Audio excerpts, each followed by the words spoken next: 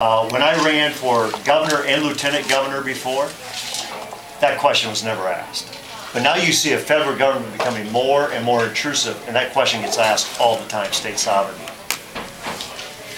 The best example I can use, because it's a very real example in the state of Iowa, is No Child Left Behind.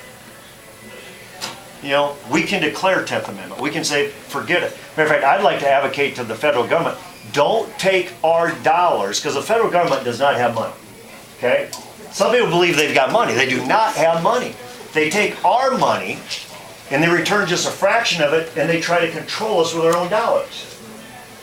Leave our money in Iowa and let us apply to education, but I don't want No Child Left Behind. I don't want federal race to the top. Regarding health care, I would love to have been governor this past year. Because I think governors should have inserted themselves in this debate. Because constitutionally, again, the federal government was supposed to be limited with their focus. Remember that?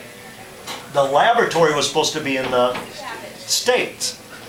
So why didn't the governor of Iowa stand up and say, excuse me, let me offer a suggestion.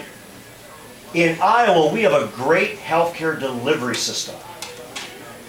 But we get penalized for it by the federal government. We get the lowest reimbursement rate of any other state, even behind Puerto Rico. Okay? So we have a great healthcare delivery system. We have the lowest reimbursement rate. So let me offer up a clue. Why don't you let us be the model? Stop taking our Medicare and Medicaid dollars to DC and just leave them here. And let us run that program. Two is, let us show what a private sector health insurance looks like. We'll have true medical liability reform.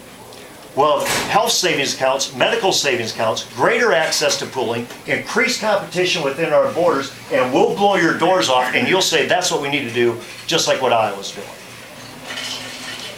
But instead we say, let's buy into this federal government socialized health care, and why Scott Brown won in Massachusetts, and saying, we're not ready to go there yet. People today want their freedom. This is about leadership and about freedom. So I think states more and more today are understanding the 10th Amendment. But you need governors who are willing to take on the federal government instead of roll over to the federal government.